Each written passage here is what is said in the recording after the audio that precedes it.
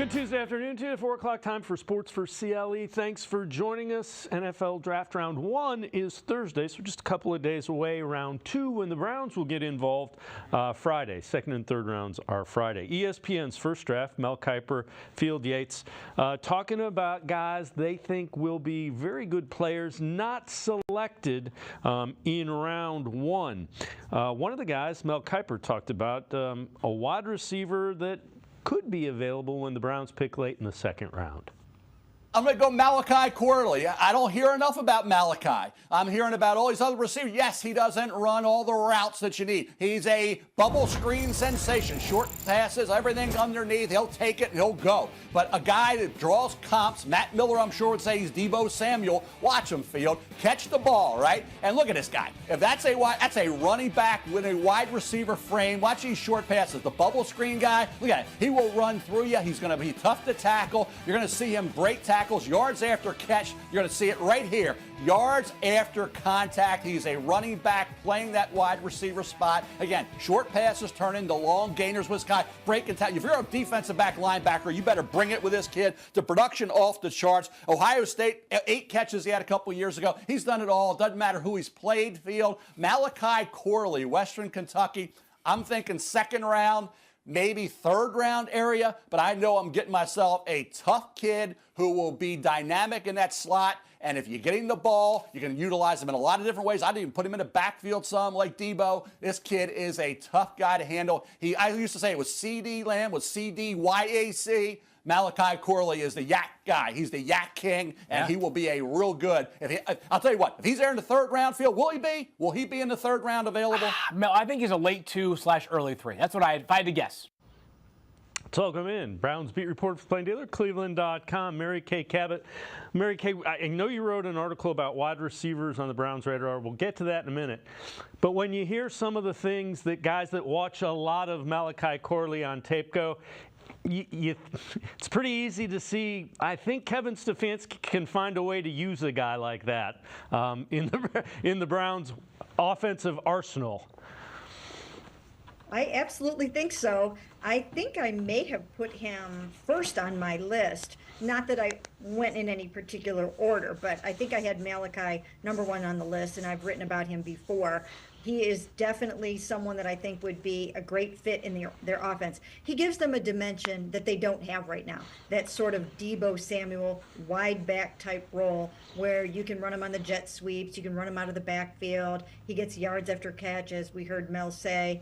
And, he's a slot receiver, but does so many different things for you. He can probably also return those kicks on what will be a lot of creative kickoff returns now. So I think he'd be a good choice. All right, so these are the wide receivers that you mentioned in that article, and first on the list is Malachi Corley. You see 5'11", 210, so a little bit bigger bodied, 4.43 time. Number 2, Troy Franklin, 6'2", 187 pounds, so taller, a little leaner, 4.41 speed. Xavier Legette is another guy from South Carolina, 6'1", 221, so a little taller and a little thicker. Ladd McConkey is an intriguing guy, 6 foot, 185, 4.39, so a little faster. And then Tulo Griffin, you have his fifth, 5'10", 181, 4.43. When you look at those, do you think all of those guys kind of fit in some way, shape, or form with what the Browns want to do? Yeah, I think they do. And there are others as well. I mean, you can't name everybody. I just wanted to sort of spotlight some of them. There are others that they have had on their radar and that they've had even in for visits. But these are just some that I thought were somewhat intriguing. And most of them do have a skill set that they either need or that they could use another one of. And those include size and speed. Some of these guys are really big. Some of them are smaller, shiftier guys. Now, Tulu Griffin, he would be more of a 6th or 7th round guy, but one of those intriguing players that people are going to be looking at because of the new kickoff rules. So he's somebody that can play backup receiver for you, maybe get a few reps in every now and again there, but also return those kickoffs for you. So I think it's a good, deep class, and just because they have Jerry Jeudy, that doesn't rule out a receiver at number 54. All right, so I'm going to bunch together a couple of your Hey Mary Kays from the last couple of days. Do you think the Browns trade out of the second round again And or do you think they take the best linebacker or defensive tackle at 54? So those were two separate ones that I'm kind of bunching together for you here. Well, as far as trading out of the number 54 pick, they can absolutely do that. And once they get to 44, they'll have a better idea if they need to go up and grab a guy that they feel good about, or if they want to trade back a little bit or stay put. They can do all of those things, and all of those things will be on the table. They don't have a fourth-round pick, and I keep thinking they will try to somehow climb back into the fourth round just because there's such a big gap between the third and the fifth round. There are two picks. They're 85 and 156. That's a long way to go without a pick. That's the last pick in the Deshaun Watson trade, this year's first and this year's fourth. This is the last batch of those picks. So I do think that there is a chance they could trade out of number 54, but they might also see somebody there that they absolutely love. As for whether or not that will be a linebacker or a defensive tackle, I think it would be more defensive tackle than linebacker. I just don't know that you would use your highest pick in the draft on a linebacker right now. I think they're okay at linebacker. It's not a super premium position for them, whereas defensive tackle is starting to be a cooler position to go out and grab these days. And so, yeah, I think that if I had to pick between those two spots, I would probably say defensive tackle. Yeah, and we know that they want to get to their nickel where they only play two linebackers. So that's, as soon as they can get to the nickel and get after the quarterback, they're going to try to do that as soon as possible. So that also makes sense. All right, along those lines, you wrote an article how the Browns have weathered 3 years of no number one picks because of the Deshaun Watson trade. Take us through that article and kind of what you came to as a conclusion with it. Well, I thought there was a lot of interesting info in regards to this whole scenario. When you look at the Rams, they have not had a first-round pick since 2016 when they traded up to get Jared Goff. So that is the last time they've had a first-round pick. They have one this year. Will they even keep it? And they certainly haven't suffered too much since then without these first-round picks. As Andrew Berry points out, they only hit 50% of the time. And that is not a good percentage for how much you have to pay those guys. So I think there is something to be said for trading out of the first round and finding your other players in another way. And Berry has done that. When you look back over the last several years, he's acquired Amari Cooper in a trade, Elijah Moore in a trade, and this year, Jerry Jeudy, a former first rounder, in a trade for the nominal fee of a fifth-round pick and a sixth-round pick to the Broncos. So you can find quality players for a lot cheaper than spending those first-round picks and all of those millions.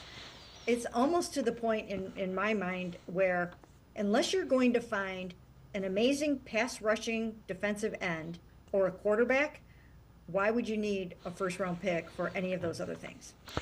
All right, again, back to Hey Mary Kay. I'm curious to how you answer this one as well. Do you think the Browns' team record will be better, worse, or about the same compared to last season? It's such a good question, and one that's very difficult to answer right now because we don't know how Deshaun Watson is going to bounce back. Everyone expects that he's going to be just fine and that he will be the three-time Pro Bowler that the Browns spent all the money and all the draft picks on. That's the hope.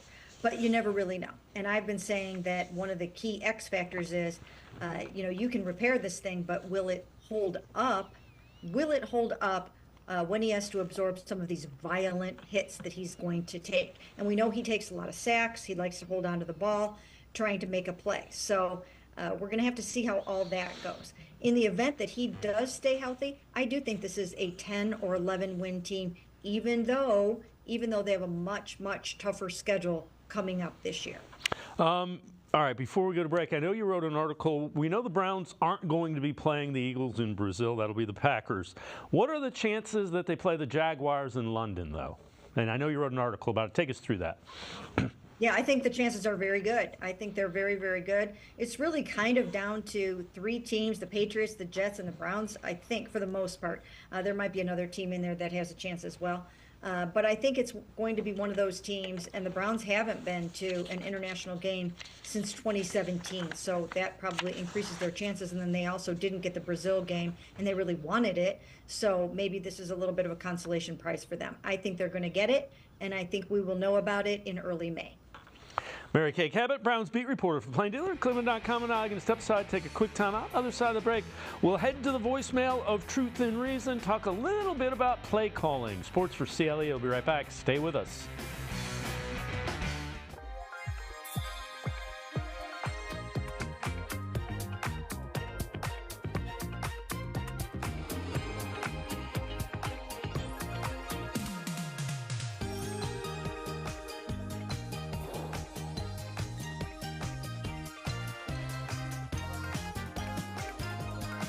Play Maximum Millions and $2 million Ultimate Cash from the Ohio Lottery, and you may never look at scratch-offs the same way again.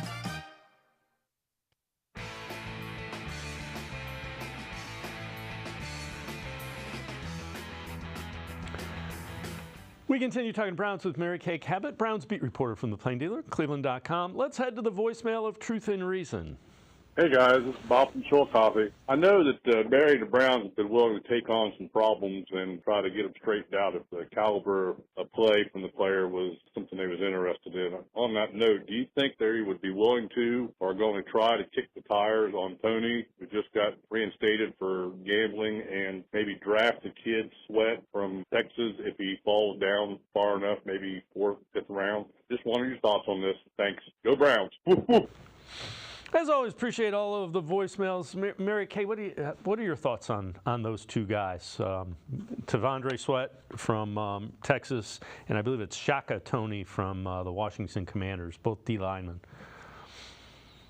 Well, I think you have to take these things on a case-by-case basis, and I know the Browns do that. They evaluate the player, the person, on his own merits, and they don't have some set policy for, we would never sign someone who's ever had a DUI, or we would never do this. We know, based on everything that Deshaun Watson went through, that they are willing to take a chance on a player who has a history or a past with some kind of legal trouble or whatnot. So we know that they definitely give second chances, sometimes third chances to players.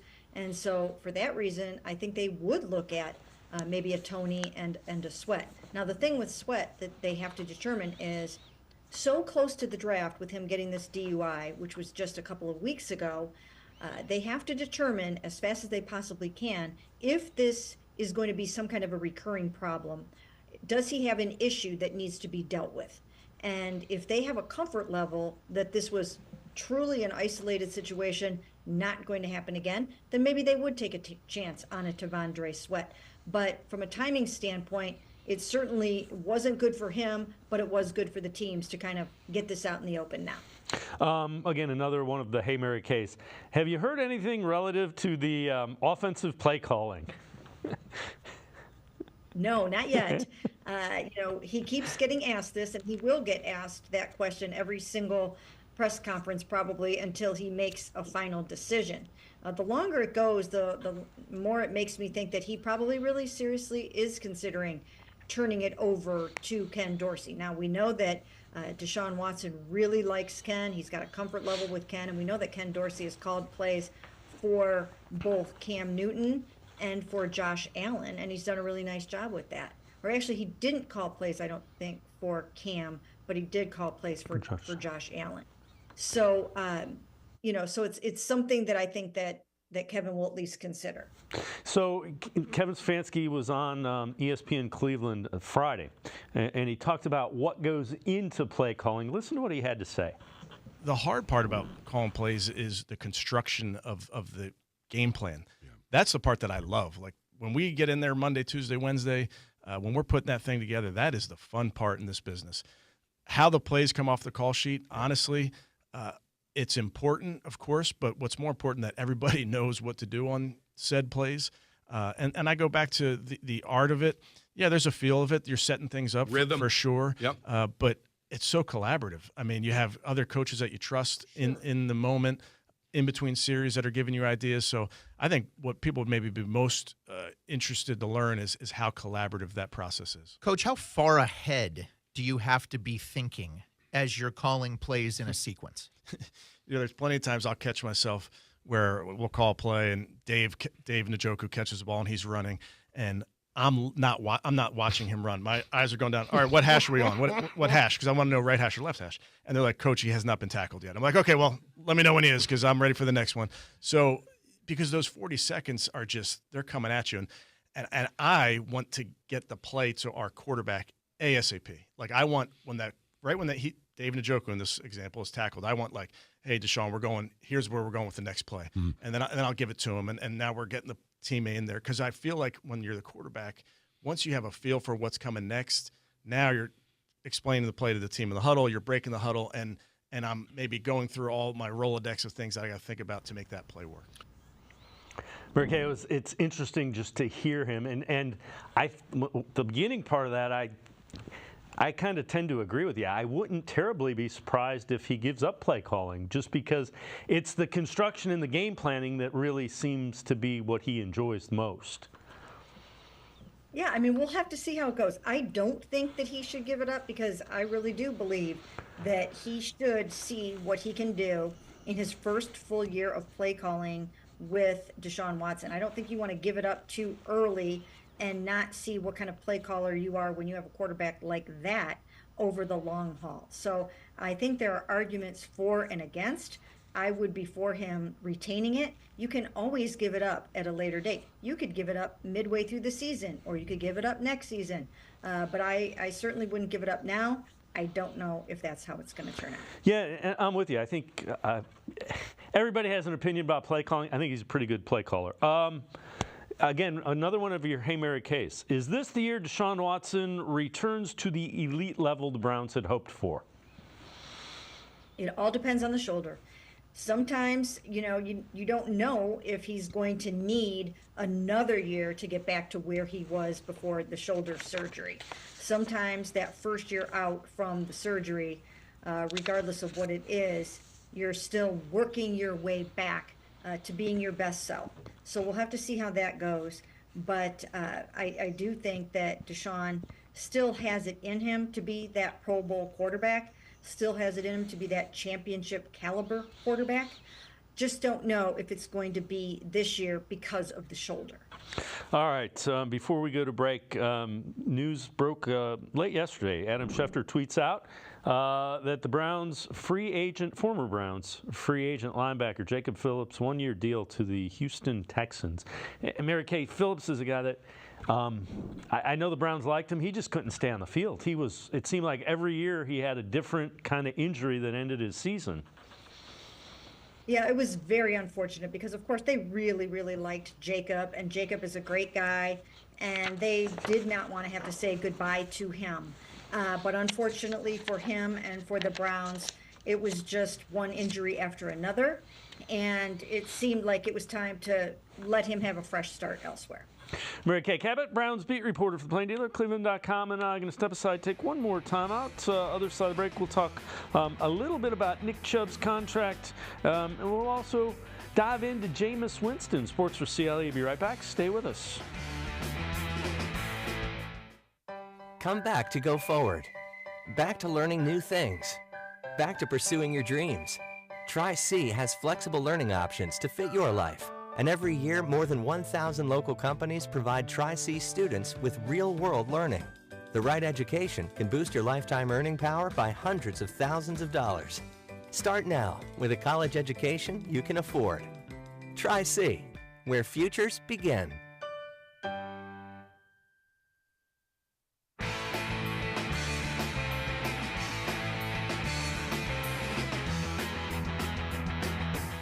We continue talking Browns with Mary Kay Cabot, Browns beat reporter for the Plain Dealer, cleveland.com. Mary Kay, I know you were asked this again in one of the Hey Mary Kays. Do you think the Browns have made enough moves in the offseason to beat teams like the Chiefs, the Dolphins, some of the elite level in the NFL? We will soon find out. I don't know. I have said so many different times that I still think they need another double-digit sacker to handle some of these quarterbacks, some other formidable defender that can come in here and just really light it up. So we'll have to see about that. That's one of the things that I think that they really needed to do. And then another thing would have been, well, they got Jerry Jeudy, and I think that will help a lot. But I still think they need a blazing fast wide receiver. So they don't have too many holes, but those are two things that I think they could still use. I know you wrote an article, just the final numbers of Nick Chubb's contract redo. So it ends up being a one-year deal, $2.275 million, $9.5 million reduction, but incentives based on previous production allows them to realize the entire worth of the contract, $12.2 million. What did that show you?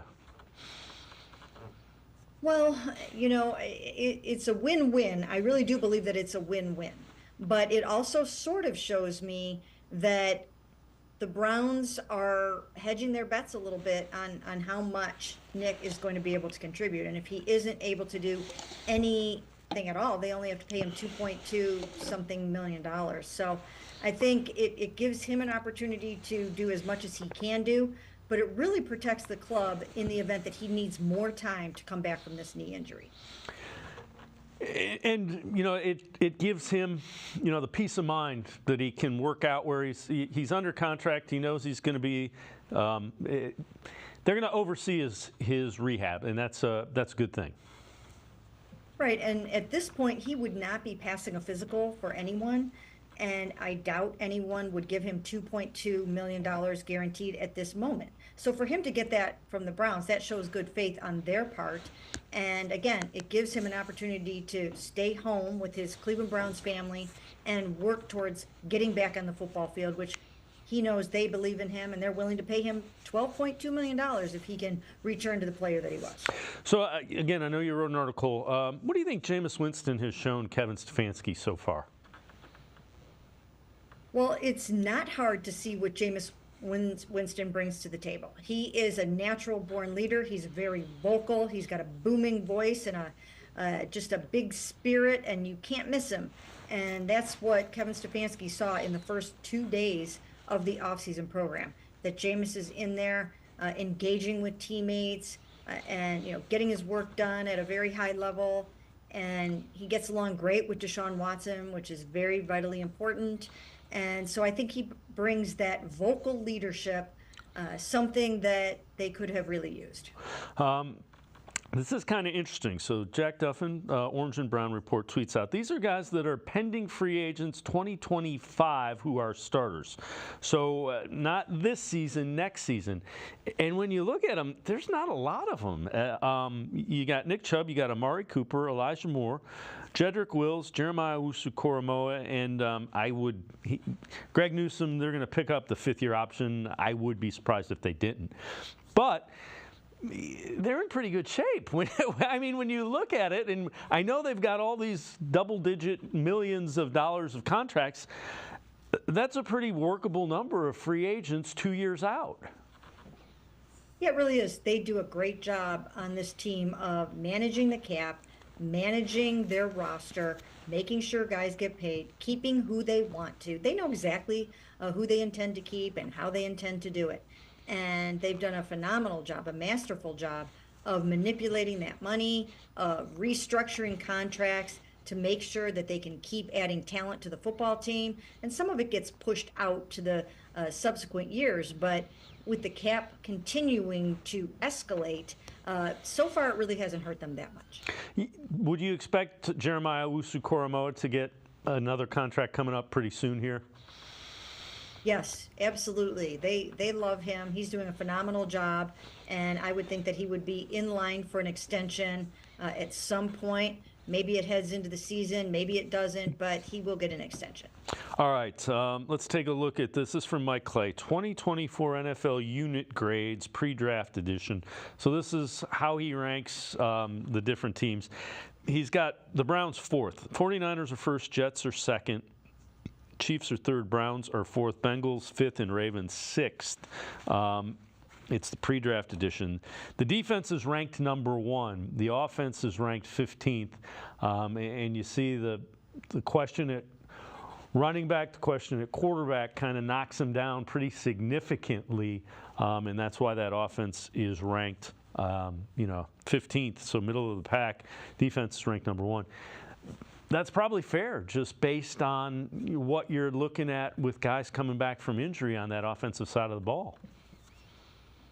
Yeah, I think that's fair. In terms of the defense, I think the thing to keep in mind, and we've said it many, many times, is the fact that they will be playing so many more tougher quarterbacks this year. And they got a few breaks along the way last year, and they may get more again this year. Sometimes you need those breaks to accomplish and achieve your goals. So it's going to be a tougher schedule. There's no question about that. And, they're going to have to rise to the occasion, and the defense is going to have to play better than it did last year to maintain that number 1 ranking. By the same token, they will be getting a number of players back as well. Yeah, and we tend to forget the offensive line was so beat up. They were on their 4th and 5th tackles, so you got your top 3 tackles coming back in addition to Deshaun Watson, in addition to Nick Chubb. Those are all important things in addition to what they added. Yes. So just the influx of talent from coming off of the injury list, when you're talking about Jed Wills and DeJuan Jones and Jack Conklin, Grant Delpit, Maurice Hurst, Juan Thornhill was not very healthy. Obo Okoronkwo is coming back from a torn pec. So you've got all of these guys coming back. So in addition to all of the guys that you've added, and they've done a nice job. They added 3 key players on defense. They've added some players on offense. So they will have quite the turnover again in the roster. Mary Kay Cabot, Browns beat reporter for the Plain Dealer, cleveland.com, as always. Thanks so much for the time and the insight. Appreciate it very much, Mary Kay. Thanks for having me. Mary Kay Cabot, make sure you check her out. Great Browns coverage, cleveland.com, as well as the pages of the Plain Dealer. We're going to step aside, take a quick time out. We continue talking Browns. Casey Kinnamon from Dog Pound Daily and the Barking Browns podcast straight ahead. Stay with us. Come back to go forward. Back to learning new things. Back to pursuing your dreams. Tri-C has flexible learning options to fit your life. And every year, more than 1,000 local companies provide Tri-C students with real-world learning. The right education can boost your lifetime earning power by hundreds of thousands of dollars. Start now with a college education you can afford. Tri-C, where futures begin.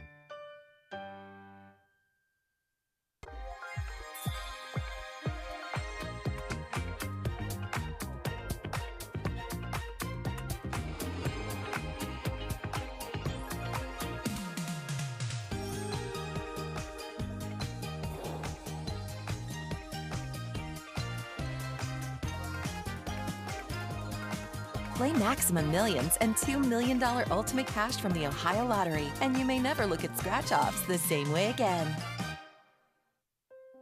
I am powerful beyond my wildest imagination. I will define my future. I will keep challenging myself to improve. Because I am a future leader of this great nation. I will be responsible for raising a beautiful family.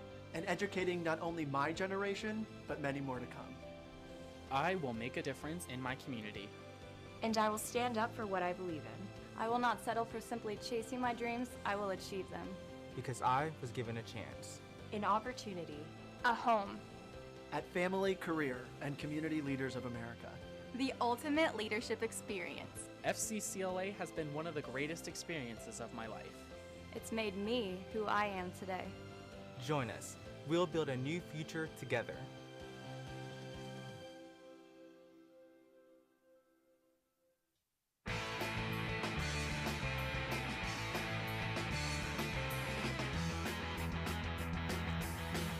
We continue talking Browns on Sports4CLE. This from Pro Football Focus. Realistic trade predictions for veterans who could be moved during the NFL draft. They say Greg Newsome. They say possible destinations: Eagles, Rams, Colts. Newsome has been the subject of trade rumors all offseason, with the Browns unlikely to give him a second contract. Martin Emerson's emergence, and of course Denzel Ward, has made Newsome expendable despite his excellent play over the last 2 seasons. Let's welcome in Casey Kinnamon from Dog Pound Daily, as well as the Barking Browns podcast. Casey, nationally, everybody's talking about trading him. Locally, I don't think many people expect Greg Newsome to get traded. Yeah, it would be. They'd have to get offered something to come off of. They're not going to trade Greg Newsome just to trade Greg Newsome. He's a good football player. You know, I view him as a top 50 cornerback, and other teams might value him more on the outside. But I think if we're looking at the draft, we're looking at the teams, and I would add Detroit to that list, who maybe have a corner targeted that they're unable to land. They find themselves on the outside looking in, and kind of in desperation, throw the Browns a phone call and see if they can work something out. But I don't see the Browns coming off Newsome for anything less than a second rounder. I can't envision a world where they take a early day 3, or even a round 3 seems like not the value they'd be looking for, you know. And we talked about it on All Eyes on Cleveland on Brad Ward's podcast last week. I think it's more likely that they try to, you know, they're going to give him his 5th-year option, and before he even plays on that, try to work something out and potentially move on from Denzel Ward at the end of his contract. Now, I don't think anyone here is going to argue that Newsome's a better corner than Denzel Ward at this stage, but I think we all have to acknowledge Denzel misses time, and we're also one bad head injury away from Denzel Ward's NFL career being in question. You know, so I don't think you move off Greg Newsome for nothing, and it's better to have a contingency plan in place. You do have Emerson to think about in the future, but I just think they're not going to move him for the sake of moving him. No. And the other thing is at some point in time, Newsome's contract becomes, or not Newsome, Ward's contract becomes something you can renegotiate down. In a perfect world, Andrew Berry figures out a way to keep all 3 of those guys long term, because like he has come out and said, we have 3 guys that play press man coverage at an elite level. I'm not looking to get rid of that. And to make Jim Schwartz's defense work, you have to have cornerbacks that can play press man at an elite level. Yeah, look around the league. You don't find a team with 3 of those, you know. And they're going to keep that conveyor belt running. They're going to keep drafting them. It's what they do. You know, they're really good at identifying what they like in cornerbacks. So that's going to keep happening, and it's going to keep the stable full. But I don't think, you know, like we've talked about it, you're not going to just move them for the sake of moving them. Doesn't make sense. And I'm with you. I wouldn't do it for a 3rd-round pick. I don't think. 2nd round, you know, you're tempting me at that point. You're really tempting me at that point. This from the Bleacher Report. Idea draft scenarios for NFL's top remaining free agents. Cornerback Patrick Pearson. Browns don't draft a cornerback. He spent last season with the Steelers, but the 8-time Pro Bowler appears more excited about the rival Browns and what they might accomplish in 2024. Peterson didn't get a chance to play, might get a chance to play for the Browns. If Cleveland doesn't draft a cornerback later this week, the versatility of Peterson, who spent some time at safety in 2023, could appeal to Jim Schwartz. I don't see that one. I do not see that one at all. No, the tape is the tape. You look at the tape, he's not anywhere near the player that he was, and it seems to be descending. And they mentioned that he could play safety, and I don't see him playing for a safety for the Browns either. You know, so is Patrick Peterson willing to come here on a reserve role, you know, to be a depth player? I don't see that for him, you know. And even if I'm completely wrong and they were to be interested in a veteran like Patrick Peterson, that's not going to prohibit them from drafting a cornerback. This team, until I see them not draft a cornerback, I'm living in a world in which cornerback's on their menu at some point this weekend. All right. Mel Kiper, ESPN's First Draft, talked about a running back he likes later in the draft that's been mentioned by a couple of people in conjunction with the Browns. Isaac Guerendo. So you say, well, he ran 4.33, right? Think about this. He was a wide receiver in high school. He goes to Wisconsin. He's playing behind Jonathan Taylor, Braylon Allen. So he's not going to get a lot of carries. Gets an opportunity, showcases his skills, does a really good job, keeps developing. Only 231 career carries after he goes to Louisville from Wisconsin for this past year. He did more at Louisville this year than he had done all the years at Wisconsin combined. Why? Because they had Jonathan Taylor and Braylon Allen. Yeah. This past year at Louisville, 810 yards, 11 touchdowns, 22 catches. 231 career carries, Field, right? 231. Braylon Allen has almost 600 career carries. Blake Corum has 675. He has 231. Even Jonathan Brooks, who played behind Roshan Johnson and the great Bijan Robinson and got hurt November 11th, has more carries than Isaac Guerrendo. He's downhill. He's hard-nosed. He'll be a one-cut runner. He'll block. He'll catch. He is a physical running back with 4.33 speed on a 6-foot, 220-plus pound frame with a wide receiver background in high school. Are you kidding me? I will take Isaac Guerrendo anywhere Field from the 4th, 5th round area and feel great about it. I will hit on my running back on day 3 with Isaac Guerrendo. Casey, listen to the things he describes that he does well, not necessarily where he's going. Those are the things that work in a Kevin Stefanski offense. Yeah, I've been banging the drum for Guerrendo since late spring. But when you look at his skill set and his ability to run inside-outside zone, definitely someone the Browns would be in on. Now that age will throw people off, 5th-year senior, but as Mel just said there, you go to Wisconsin and you're backing up Jonathan Taylor and Braylon Allen. Don't really see the field. You go to Louisville, split time with Jordan, who is someone who's going to get drafted this year as well. But he had over 22 runs. He had 22 runs that were over 15 yards, just explosives. He only had like 200 carries this year, so like that's a high percentage to be hitting like that. And then you just add in the fact that there's no tread on the tire, the 4.33. You see that kind of speed. You see what teams will be in on him. And as far as he is a day 3 back. So if you're taking a flyer on a day 3 back with that kind of upside, sign me up. All right, take a look at this. This is also interesting. Aaron Wilson tweets this out. Virginia defensive tackle Norrell Pollard. Follow-up call with the Browns following a previous virtual meeting. Per source, heavy interest, including calls from the Bears, Rams, Chiefs, and Titans. 3rd highest pass rush win rate at his position, drawing Ed Oliver comps. Yeah, I could see where you'd be interested in an Ed Oliver type defensive tackle, huh? Yeah, it's the size that gets you too. He's only 6 foot and 283 pounds, so he's an outlier for a defensive tackle. But if you look at stuff like the Browns, you want that upfield penetrator. That's exactly what this kid is. He's explosive. Ran a 4.88 at his pro day. Should put up 29 reps on the bench, 33-inch vert. So he's explosive. When you put on the tape of him, what you see is he uses his frame well because you're only 6 foot. You're able to get underneath people. He has a rip chop move that you like a lot, but it's his spin counter that gets me excited. He really knows when to implement it, And I think he had 7.5 tackles for loss, 4 sacks. He's definitely one of those guys. So say the Browns run on a player like Michael Hall. Say 54 is too rich for you, but he falls before you get to 85. You can fall back and take a kid like this on late day 3, possible UDFA. That kind of gives you those same characteristics. But he's going to be a player that a lot of teams are in on if he goes to be a UDFA. You're seeing all those people that are connected to him. You can add the Colts to that list as well. They've been in on him as well. But you can see a player of his caliber, like the skills that he brings and his specific skill set, the teams could be excited about. But it's that size that's going to limit him from going earlier in the draft. Well, we've heard a lot about Jameis Winston, how popular he is with his teammates. Take a look at this. This from ESPN's TikTok, and this gives you an idea of why he might be popular in the locker room. Fish, slap away, swim away, fish. You're not going nowhere. We got you on the boat right now. What do you have to say for yourself? Oh, your cousin came. Your cousin came. Well, we have it, folks. We just cut the line. We have 2 family members of the tuna. If you were wondering, I asked the question too. Why do fish flap when they're out the water?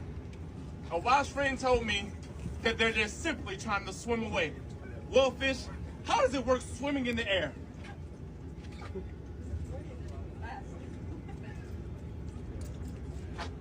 They didn't really have a response. Sometimes no response is the best response at all. I have never, I've been to fishing tournaments, never tried to interview a fish. That's a new one on me. Dave, is it possible for a backup quarterback to get a weekly radio show? We got to pitch this. We need more Jameis Winston content. Yeah. I'm looking forward to the Greenbrier. I'm looking forward to training camp. Get a microphone in this guy's face. It's going to be entertainment every time. You know, he takes his job super serious. Yep. No, he doesn't take himself super serious. You know, he's the gift that keeps giving.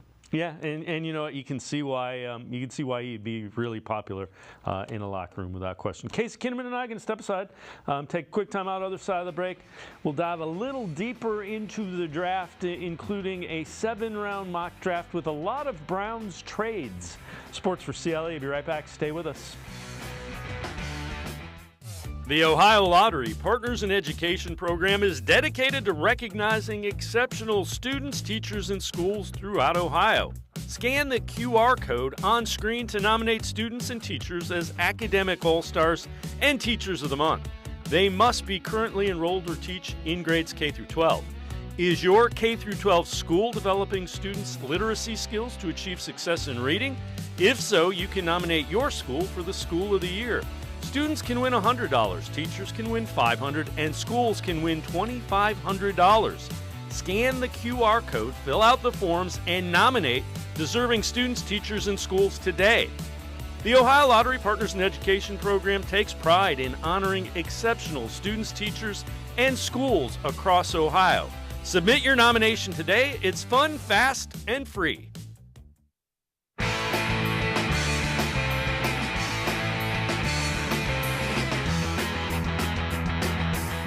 We continue talking Browns with Casey Kinnamon from Dog Pound Daily and the Barking Browns podcast. This is from Albert Breer, Sports Illustrated. Teams' needs and targets in the NFL draft for the Browns. He says the needs: defensive tackle, interior offensive line, wide receiver, running back. Look at that. He got them all right. You don't often see that in these. What you need to know: Browns are in the enviable position of being able to plan a year or two out with a pretty complete roster devoid of major holes. They'd like to add a defensive tackle or two. Guys like Michael Hall, Chris Jenkins on day 2. Landing a running back in the middle rounds with Nick Chubb coming back from injury. Casey, that's I have seen a lot of these needs, and that's the first one that I agree pretty much wholeheartedly with. Yeah, especially the first part of that, where he kind of identifies that the Browns are dealing from a point of strength and not going to draft out of desperation, and they can potentially kind of map their future through the draft, you know, and there are several ways they could go in that. That's what allows them to be fluid in this process. Is they're not going to be locked into just we have to get this position at this spot. They can let the board dictate how it goes, you know, and you just have to start looking how these rooms are already constructed and kind of envision who's the odd man out. Like if you take a Michael Hall, say at 85, or you trade up to get him, well, that probably means someone like Mo Hurst or Quentin Jefferson's probably on the out because it's a duplication of skill set, you know, or if it's Chris Jenkins, then Siaka's probably gone, you know, so you can see how that's going to work itself out. The running back one is the one that's going to intrigue me the most just because of the unknown factor. We don't know when Chubb's going to be ready. I'm sure they have a much better understanding in Berea, but if you see them take a Trey Benson, you know, earlier in the draft, it kind of signals some things, and it's going to determine how that room shapes up. You know, you brought in a Nyheim Hines, who I think his spot's pretty secure. He gives you third down stuff, returns specialist. You know, you can see how that allows the fluidity there.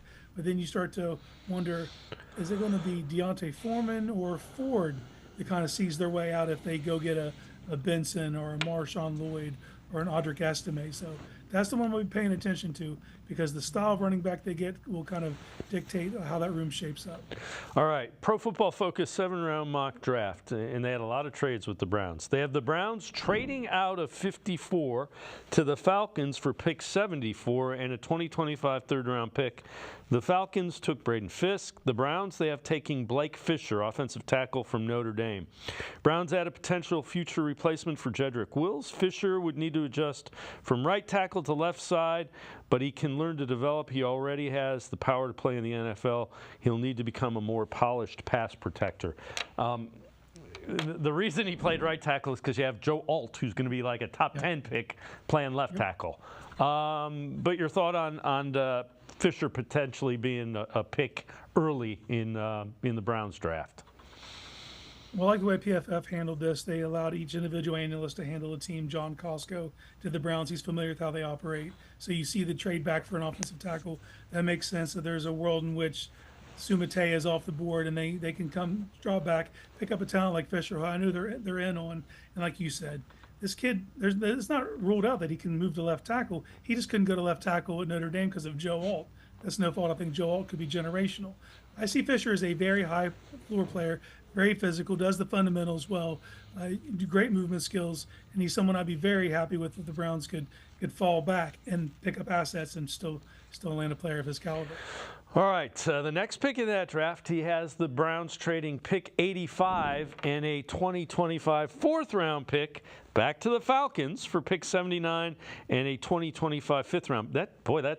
He's got the trade back and the pick swap done, and then he has him taking Malachi Corley, wide receiver from Western Kentucky. We talked about him a little bit earlier in the show. A weapon with the ball in his hands, converted running back. He'll need to continue to develop as a route runner early in his career. Browns will need to find ways to get the ball in his hands. Racked up most of the yards screen and forced 15 missed tackles in 2023. I like Corley. He is the guy that I don't see another guy who does the same things on the Browns receiving corps. Yeah, I think Browns fans will rejoice if you pick Malachi Corley. It's like you said, it's a different skill set, a different type of player. He's a unicorn in this draft. There's guys who are good vertical threats. There are guys who are good short area quickness, slot players. There's one Malachi Corley. One guy, just get the ball in his hands and let him work. His average depth of target isn't going to be high, but he's going to do the damage after the catch, give you just a tenacious blocker, a guy that can run the gadget stuff. And he does have to learn the nuances of being an NFL wide receiver. But you just see the easy ways to get the ball in his hands and let him make a difference, and just bring an attitude and a toughness to your team that you really don't have in that room right now. So adding a player like Malachi Corley gives you a physical presence in the wide receiver room. And I think most of us would be all for it. All right, we'll take a look at one more round from this one. Browns trade pick 156 and a 2025 sixth-round pick to the Ravens for 130 and a 2025 seventh-round pick. Then at 130, they select Jaheim Bell, tight end from Florida State. All these trades are giving me a headache. If Andrew Berry's doing this, it's going to be like, Yeah, a lot of stop and start. But he's got his Berry hat on. Berry's trade back up, moving all over the board. This pick, man, I'm irrationally in love with all the Florida State players, and Jaheim Bell's no different. And I think the type of tight end that the Browns target in this draft will go to tell you a lot of how they plan to play their offense. Because there's a lot of unknowns. We know they like to use two tight ends, but how they deploy that second tight end is still kind of up in the air. Jaheim Bell is not a traditional put your hand in the inline dirt and get after him that way. He's going to be an H-back, a move guy, a guy you motion out to slot. But he is really fun at the ball in his hands. He forces a ton of missed tackles in the open field. He can be physical in the open field. Not much of a blocker. So if you're going to envision him full-time as that H-back role, he's going to have to pick up that they're going to have to invest a lot in time on task to teach this man how to really turn up in the hole and be a lead blocker. But as far as the pass catching stuff, he's a ton of fun, and you can see why the Browns would be interested because he can just create mismatches. All right, before I let you go, it's no secret the Browns' interior offensive line getting a little bit older. This from the First Draft podcast, so it's Field Yates, Mel Kiper, talking about under the radar guys, some value guys later in the draft. This is a small school guy who could be on the Browns' radar, Mason McCormick. You got to be smart, and you got to be tough, and you got to be able to prevent some versatility, present that to an offensive line coach coming out of South Dakota State, where you were a 4-year starter, you played forever, and you're mean, you got nasty, you could be center, but he was a left guard his whole career. Mason McCormick, I think he gets to that second level, he can pull. I tell you that he has the qualifications, he has the attitude, the approach that offensive line coach will say, give me that guy, I can do something with him. And again, listen to the characteristics that he talks about, and those are things that I think would play in the interior offensive line that Kevin Stefanski and the Browns want. Very White Teller-esque. He's best on the move. He's best getting to the second level as a puller and in the screen game, and he does have a nasty streak. And you don't have to look far. On that same team, Garrett Greenfield, offensive tackle, he's another guy the Browns have met with. So the Browns are definitely in on the South Dakota State Jackrabbits. They've definitely scoured the film, and they've identified two guys they could definitely be in on. who project to have long-term success. Someone you can bring in, mold, kind of sit for a year, almost kind of a redshirt situation, and then could potentially be your heir apparent. Casey Kinnamon, as always, great stuff. Appreciate the time and the insight. Thanks very much, Casey. Yeah, anytime, Dave. Thanks for having me. Casey Kinnamon, make sure you read them. Pages of Dog Pound Daily. You can also check out the Barking Browns podcast he is the co-host of. Always really good Brown stuff. We're going to take one more time out. Other side of the break, we turn our attention to the Cavaliers. Chris Fedor, Cavs beat reporter for the cleveland.com and the Plain Dealers. Straight ahead. Stay with us. Come back to go forward. Back to learning new things. Back to pursuing your dreams. Tri-C has flexible learning options to fit your life. And every year, more than 1,000 local companies provide Tri-C students with real-world learning. The right education can boost your lifetime earning power by hundreds of thousands of dollars. Start now with a college education you can afford. Tri-C, where futures begin.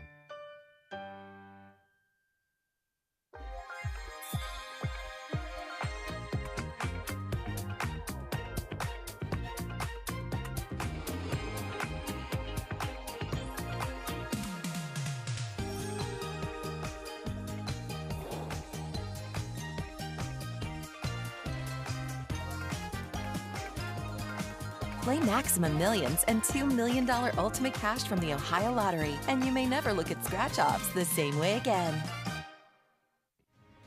The Greater Cleveland Sports Hall of Fame celebrates the star athletes and notable sports figures who were born or have made their home in Greater Cleveland. It tells the story of discipline, commitment, perseverance, sportsmanship, and excellence in achievement. It encourages and inspires those who believe in sport and its direct impact on the well-being of our community. Go to clevelandsportshall.com or follow us on Twitter at GCLE Sports HOF for more details.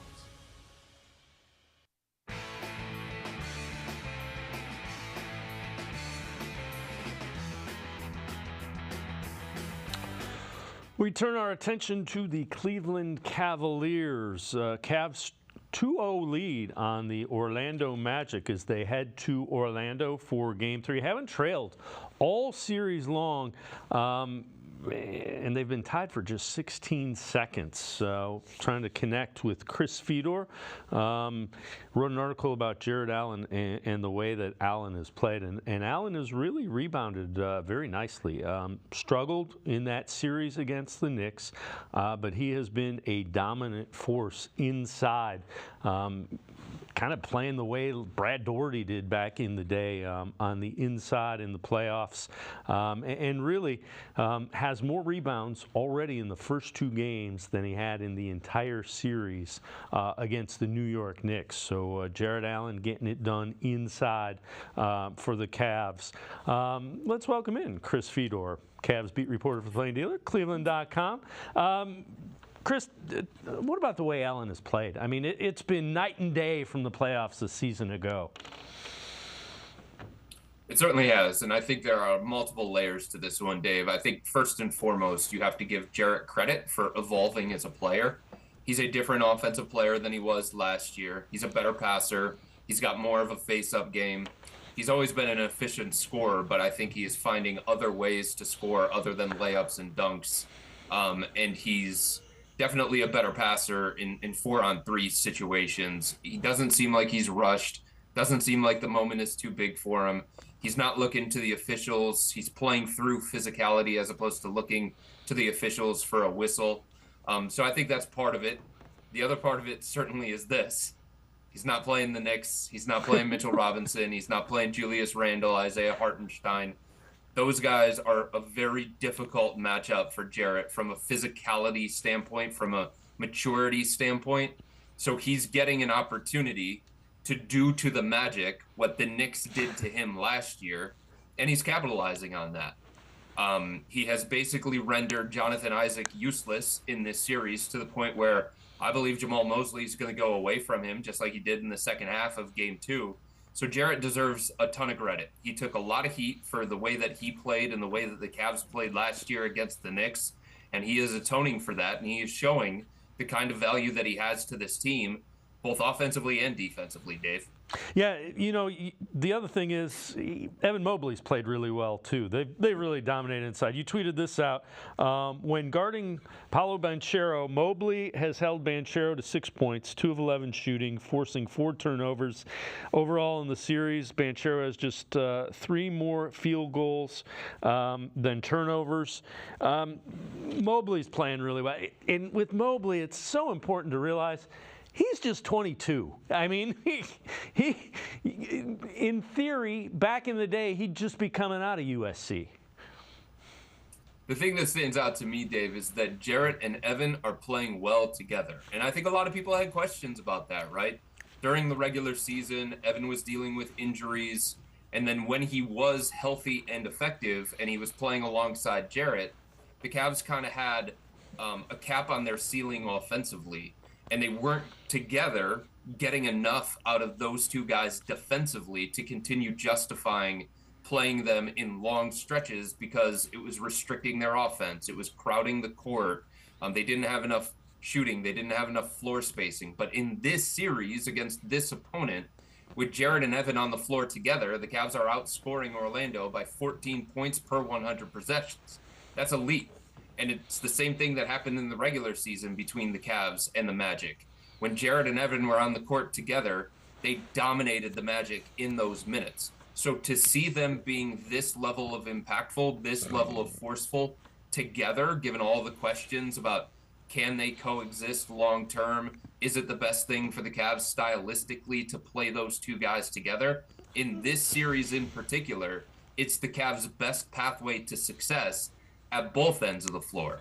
And Evan Mobley neutralizing Paolo is the biggest thing from this series because Orlando was a flawed offensive team coming into the series. Statistically, Dave, they had the worst offense of any team that made the postseason. They were last in terms of 3-point shooting. So their way of being successful offensively was Paolo, Franz Wagner, Wendell Carter Jr., those guys living in the paint, trying to get to the free throw line, putting their head down, getting to the rim. The Cavs have taken that away. And Orlando doesn't have enough other ways to success, not consistently, on the offensive end. The Cavs are built to take away what it is the Magic do best on the offensive end of the floor. And Paolo is somebody who, like Evan Mobley, is going to star in Paolo's nightmares. Yeah. Yes, he will. All right, so let's look ahead. Game 3, Thursday in Orlando. What's the message J.B. Bickerstaff delivers to this team? Expect Orlando to be better at home is the first message. They were 29-12 at home this year. Young teams play better at home than they do on the road. That's not a surprise. Some of the guys that have been non-factors so far in the first 2 games of this series are probably going to get a boost and a jolt from being back home. Cole Anthony, maybe Jalen Suggs. It's just the way that it usually goes in the playoffs. So that's the first message. And I think the other one is, hey guys, we're up 2-0 and we haven't trailed at any point in the series. It's only been tied once in this series for 16 total seconds. So we have done the things that we needed to do in the first 2 games, and that was good enough to get us up 2-0. But we can still be better. We can take care of the ball. The Cavs are last right now in turnovers of any playoff team, so we can take care of the ball better. Offensively, we can probably be better than what we have shown. From a 3-point shooting standpoint, we can probably be better than what we have shown. It's hard to criticize too much when there's been back-to-back wire wins to open up a 4-5 series in the playoffs, but I do think there's another level that the Cavs can get to. And I think JB is going to try and instill that message and say, even though we're up 2-0, there are things that we need to get better at, especially if we're talking long-term and big picture. How big of an emphasis do you put on Game 3? Because you know the drill. Playoffs are a long thing. You want to keep going, and you want to get to the next round in as few games as possible. Yeah, I mean, I think the Cavs have to treat it, Dave, the same way that they did Game 1 and Game 2. They can't take it for granted. They can't allow a young team to gain some confidence. They can't allow a young, hungry team to feel like they belong in this series. The next step for the Cavs is to show a level of killer instinct that, Dave, sometimes throughout the course of this season, they have not shown. They have let teams back in the fourth quarter. They have given up some fourth quarter leads. They allowed Orlando to make a run in game 2 of the fourth quarter. But I think if the Cavs can show a level of killer instinct, this could be a very, very short series. There is an opportunity for this team to make this as short a series as possible, not have to worry about anything else, and try and start focusing on Boston. But before they can do that, they have to win game 3 and game 4. They have to take advantage of this opportunity. They have to take advantage of this lesser opponent that is in front of them. And the Cavs have to do to the Magic what the Knicks did to the Cavs. Do you sense their confidence is kind of growing? I mean, because the playoffs last year were not kind to them. Do you sense that they're kind of starting to see how things go in the playoffs?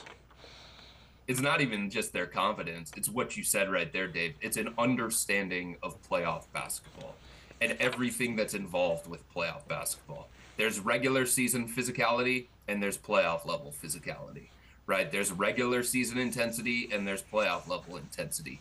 And because the Cavs were able to go through that last year, Darius Garland, Evan Mobley, Isaac Okoro, you see those guys having a better understanding of that. You see those guys playing through contact a different kind of way. You see them picking up their effort on the defensive end of the floor.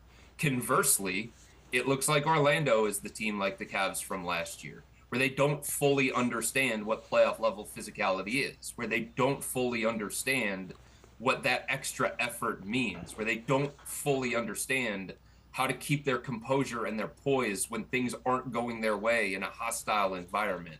So for the Cavs, you can see at home in the first 2 games that there's more of a knowledge of those things, more of an understanding of those things. Now they have to take it on the road where things are going to be going against them. But here's the thing, Dave. Last year, Madison Square Garden, game 3, I've been covering this Cavs team for 10 years now.